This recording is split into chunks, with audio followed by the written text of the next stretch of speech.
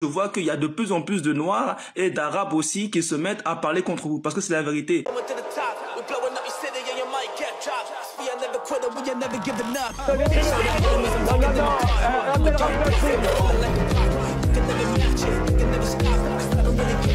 Vous fumez, monsieur? Le football, il a changé. Oui, peut-être. Ouais, c'est Laurent Delamousse, bienvenue aujourd'hui pour une nouvelle vidéo et j'espère que tout le monde va bien. Messieurs, dames, aujourd'hui on va parler de Karine Le Marchand, on va parler de Teddy Riner, on va parler de Aurore Berger et de bien d'autres sujets encore. Mais avant de partir pour cette nouvelle vidéo, c'est le moment de soutenir la chaîne et moi-même en mettant votre plus gros pouce bleu, votre meilleur commentaire. On n'oublie pas de s'abonner et d'activer la cloche pour ne pas rater les prochaines vidéos. On fait le même sur la chaîne principale, la chaîne Mousse, où hier je vous ai sorti une petite vidéo détente où je réagis à Magali Berda qui réagit à la vidéo de Bastos, qui réagit au vlog de Magali Berda. Bienvenue dans le multiverse, on me rejoint sur Instagram, sur TikTok, sur Twitch pour pas rater les lives du dimanche soir à 21h30. On va chercher à boire en mangeant, on se met à l'aise et moi je m'occupe du reste. On va commencer cette vidéo en écoutant les conneries de Kevin Bossuet. Kevin Bossuet, c'est un professeur d'histoire et maintenant il est chroniqueur chez CNews. On l'avait écouté il y a 2-3 jours, on nous parlait d'Emmanuel Macron. Là, il s'énerve un petit peu concernant la nouvelle interdiction de fumer sur les plages. Vous allez voir, les arguments, ils sont lunaires. Bienvenue dans le monde Ça y est, c'est idéal, des peines à jouir, du sanitairement correct, qui nous raconte qu'il ne faut pas manger sinon on va mourir du diabète, qu'il ne faut pas boire sinon on va mourir d'un cancer, qu'il ne faut plus avoir de relations sexuelles sinon on va mourir d'une maladie sexuellement transmissible, qu'il ne faut plus fumer sinon on va mourir. Mais en fait, j'aimerais leur dire que vivre, c'est déjà mourir et qu'en effet, à la fin, on sera tous morts. La naissance, c'est le premier pas vers la mort, oui, pendant ce dit-on. petit temps qu'est la vie, autant profiter des choses, autant se faire plaisir et surtout que on n'embête personne. Et puis, alors, par contre, je suis d'accord sur une chose, que les gens dans les parcs fassent attention à ne pas que leur fumée aille sur le visage des choses. Ça, je suis parfaitement d'accord. Il faut fumer en responsabilité, mais qu'on arrête avec ça. Je pense qu'on a affaire à des politiques qui n'ont plus pris sur grand-chose et qui décident finalement de prendre des mesures fortes sur des choses qui sont complètement anecdotiques. Moi, je préférerais des hommes politiques qui soient fermes, notamment sur la question de l'insécurité, sur la question de l'islamisme, qui redonnent véritablement sens à l'école de la République, qui augmentent véritablement le pouvoir d'achat des Français, plutôt que des mesures qui vont enquiquiter tout le monde et dont tout le monde se fout. La vérité, c'est que pour moi, c'est de l'impuissance. Ça révèle l'impuissance chez nos politiques et c'était pareil pendant le Covid, où on nous a obligés à porter des masques en plein air, en pleine forêt, tout simplement parce que les politiques avaient l'impression finalement d'avoir pris sur les choses alors qu'ils n'avaient strictement pris sur rien. Pour moi, c'est pathétique. Alors déjà, ce qui est très drôle avec ce type de personnage, il vient nous dire qu'il faut pas boire, qu'il faut pas manger, qu'il faut pas ci, qu'il faut pas ça. Il y a une tonne de raccourcis, c'est hallucinant. Je sais même pas comment lui est convaincu par ce qu'il dit. En tout cas, nous, t'as aucune chance de nous convaincre. Il vient aussi essayer de discréditer cette mesure en disant qu'il y a bien mieux à faire pour les Français. En fait, l'un n'empêche pas l'autre. Tu peux quand même t'occuper du pouvoir d'achat et faire cette mesure. Après, il y a un truc où je suis d'accord avec toi, Kevin. Faut profiter des choses, faut savoir se faire plaisir, tant que ça embête pas les autres. Et c'est là où tu réfléchis pas. Parce que si t'allais sur les plages, tu saurais que les plages sont infestées de mégots. Et ça, c'est pas les non-fumeurs. Alors oui, il y a des personnes qui font attention, ils mettent dans des poubelles, dans les cendriers, ok. Mais en tout cas, les mégots sur la plage, ça vient forcément des fumeurs. Donc oui, ça embête les gens, t'as pas forcément envie de marcher sur des mégots. Et ça détruit nos belles plages. Donc réfléchis. Juste avant, je vous parlais un petit peu de déclaration de discours lunaire. Écoutez celui de Jean-Marc Morandini. Pédophile notoire, il faut le rappeler. C'est important de le rappeler et de le marteler. Il y a peut-être des gens qui sont pas au courant, donc je le redis. Jean-Marc Morandini, pédophile notoire. Alors dans le passage que vous allez voir, il nous parle de la suppression du sursis dans certains cas, mais le culot. On rappelle qu'il a été condamné à 2 ans de prison avec sursis pour corruption de mineurs. Écoutez les cas pour lui où le sursis doit sauter. Bien évidemment, il n'est pas concerné. Sinon, ça serait pas drôle. Est-ce qu'on supprime le sursis, Fadila Meral, dans certains cas? Je pense qu'il faut étudier cette question de façon très, très... Moi, personnellement, j'y suis favorable, mais voilà... Attention, pour quelles infractions? Oui, c'est ça, il va falloir les qu'il faut que définir. ça soit discuté. Voilà, si le mec il a fait un détournement de fond de sa boîte en AVF, Moi, je pense que c'est on va contre pas lui les foutre en prison policiers, systématiquement. Quand on attaque les policiers, Ah, mais bien quand sûr. on attaque les gendarmes, Bien sûr, bien sûr. quand on attaque les instituteurs, voilà. Mais la question qui se pose, Jean-Marc, et je vais la poser à Julien Audoul, puisque si un jour il vous arrive de gérer ce pays, et je vous le souhaite à la limite, pourquoi pas, Ben, j'espère pas. comment on fait concrètement pour mettre ces centaines, voire ces milliers de personnes en prison, où est-ce qu'on les met, comment on fait? On construit. Moi, je pense. Ah bah oui, mais on attend ça depuis 10 ans. Hein, déjà, on le demande depuis des années. C'est très bien si ça arrive. J'en doute personnellement, puisqu'on voit bien que le gouvernement essaye de reprendre les propositions du Rassemblement national pour ne pas les appliquer.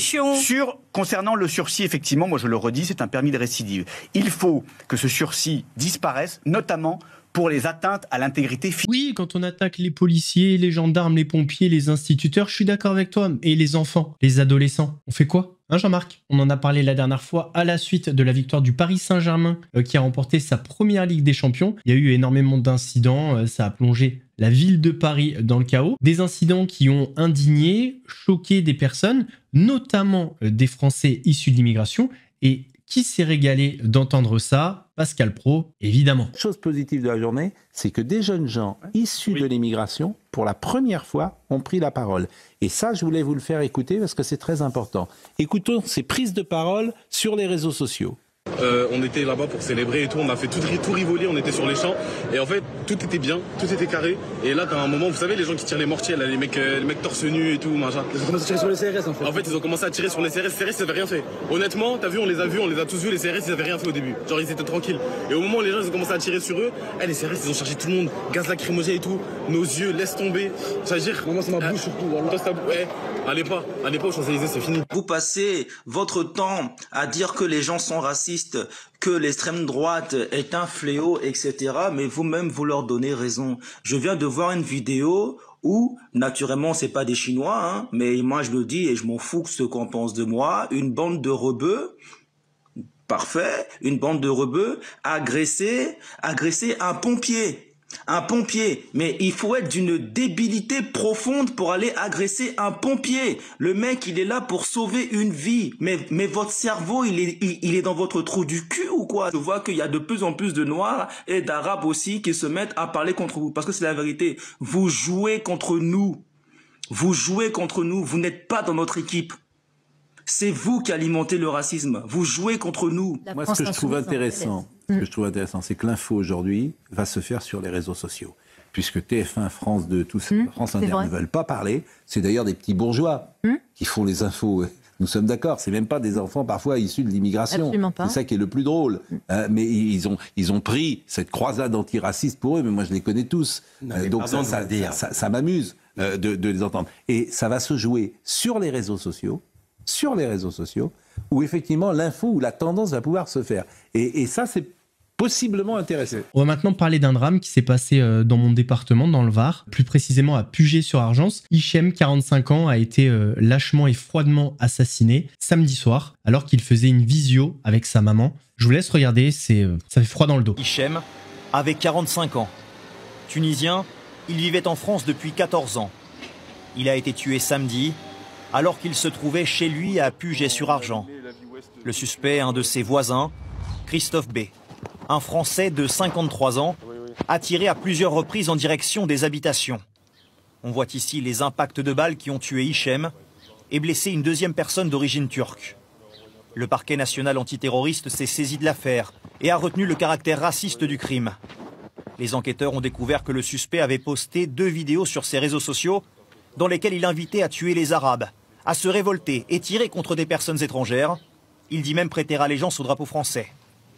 Un profil ultranationaliste et xénophobe selon les enquêteurs.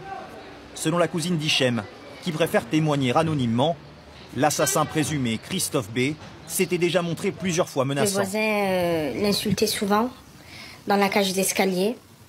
Il attaquait son scooter aussi de sale arabe. Quand il sentait un peu de nourriture dans le couloir, c'était sale arabe, rentrez chez vous. Lors de son interpellation près de la scène de crime, les enquêteurs ont retrouvé plusieurs armes dans le véhicule de Christophe B., des armes qu'il détenait légalement. Il était adepte du tir sportif. La dernière fois, on avait parlé du quiz, ce quiz de l'horreur, notamment sur les victimes à Gaza. Une journaliste a posé la question à Aurore Berger, la ministre sur le plateau de France Info. Écoutez sa réponse. Parmi les interventions, on retient notamment ce quiz, vous l'avez vu forcément sur les réseaux sociaux, où dans une ambiance bon enfant, on ironise sur le nombre de morts civiles à Gaza, par exemple. Je cite, depuis le début de la guerre, si 55 000 personnes sont mortes à Gaza, dont 55% de civils, ça fait combien de Gazaouis qui sont morts? C'était la question du quiz. Quiz qui pourra être soumis à des lycéens dans le cadre d'un projet School Tour. Est-ce que le gouvernement va l'autoriser? Non, je ne vois pas de quelle manière le gouvernement pourrait autoriser que ce type de questionnaire existe. Et encore une fois, il n'y a pas n'importe qui rentre au sein de nos écoles. Donc les personnes qui rentrent au sein des écoles de la République sont des personnes qui sont agréées par l'éducation nationale. Et c'est tant mieux parce que c'est ça qui met une règle et des barrières aussi et des filtres. Donc encore une fois, il n'y a aucun doute sur la nécessité de la sécurité de l'État d'Israël et des Israéliens.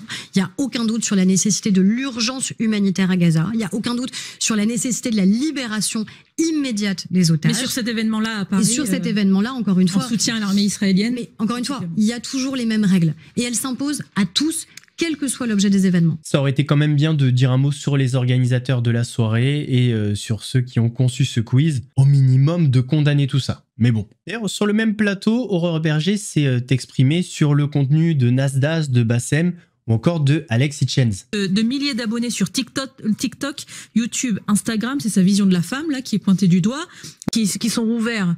Donc ça veut dire que c'est une chasse interminable. Alors déjà, c'est leur responsabilité de faire cette chasse et de faire ce ménage, mais les comptes que vous avez cités, Nasdaq, Bassem, Alex Hitchens, ce sont des comptes qui sont suivis par des millions de personnes. Donc ils ont une influence qui est sans doute même supérieure à celle de vos antennes. Et donc ils ont une responsabilité qui est immense.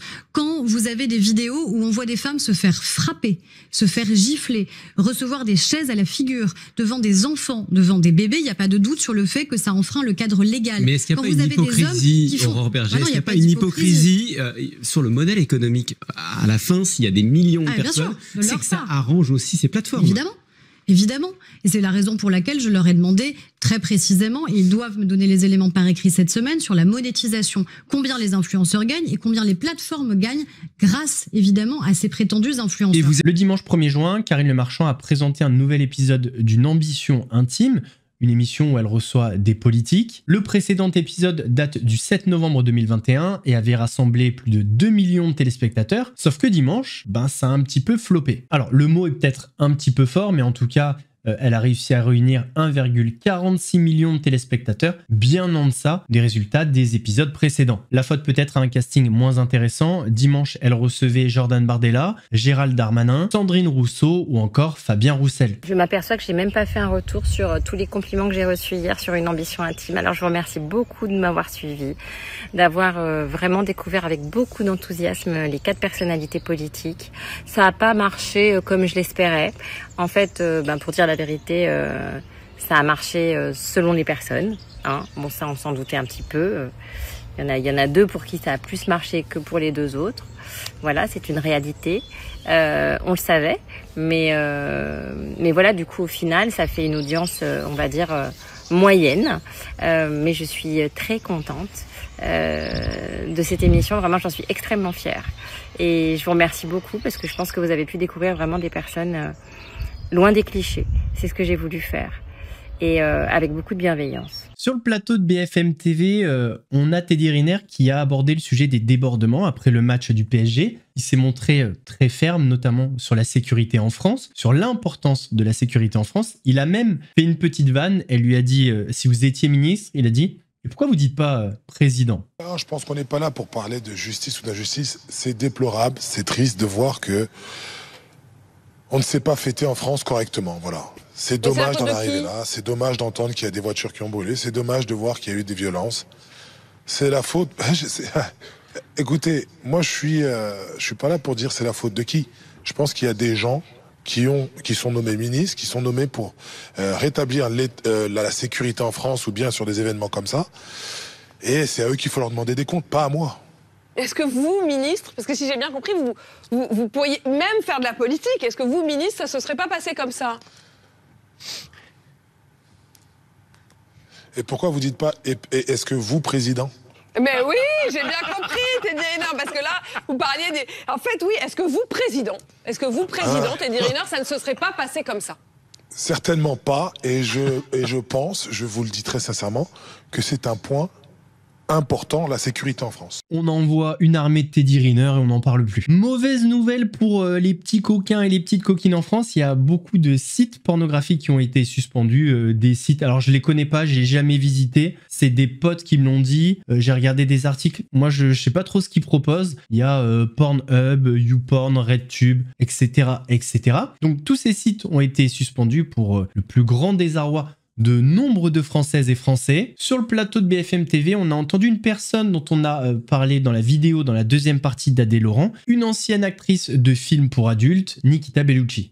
Donc nous, à l'époque, à mon époque aussi, que j'ai connue, il y avait donc la cassette VHS et on attendait que les parents aillent au marché pour la mettre très rapidement dans le magnétoscope. On avait un petit coup d'adrénaline et puis ça se passait comme ça.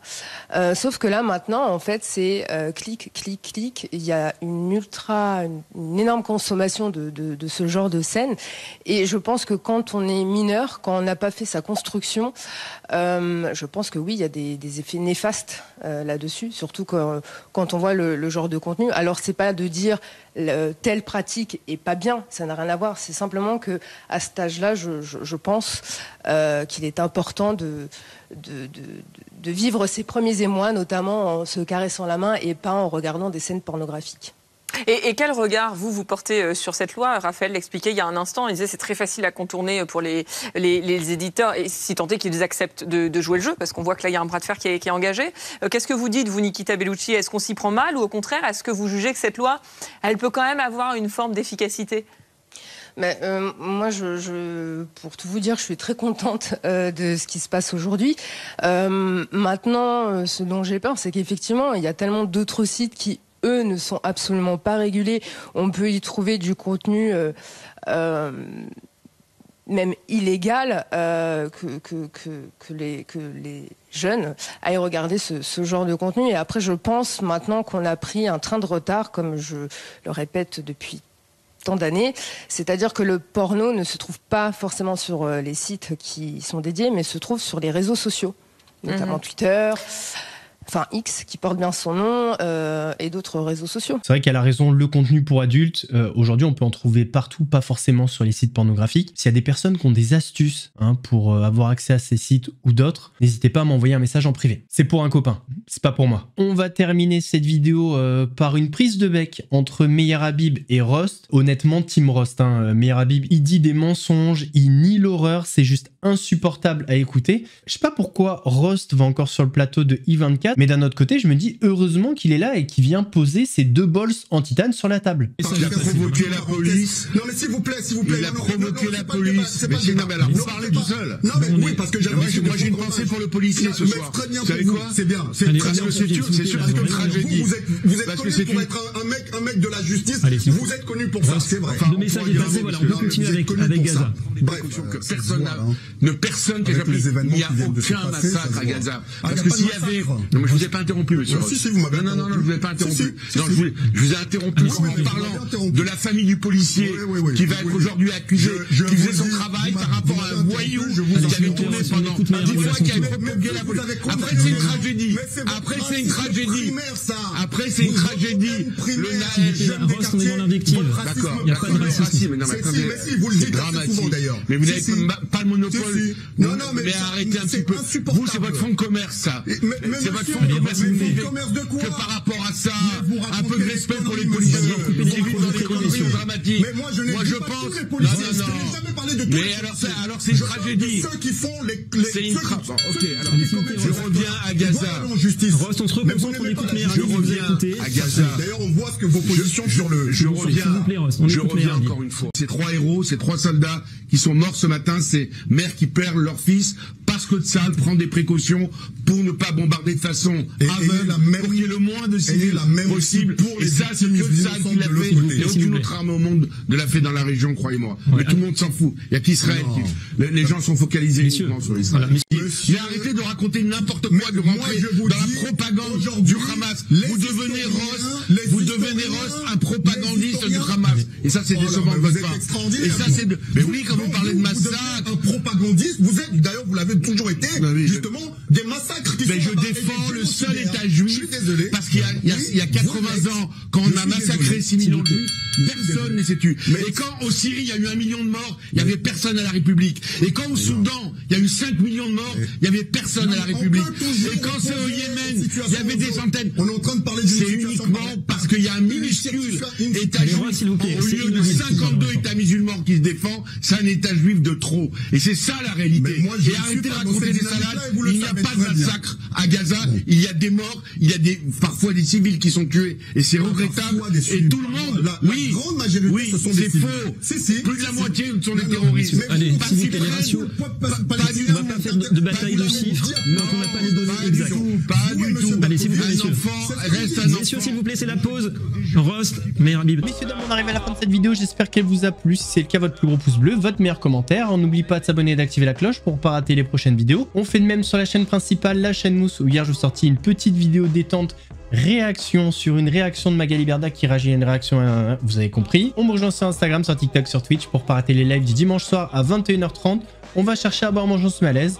Mais qu'est-ce que je dis moi? Nous, on se donne rendez-vous demain pour une nouvelle vidéo actu. En attendant, prenez soin de vous. Laurent de la Mousse vous salue, je vais aller me reposer. Je suis éclaté.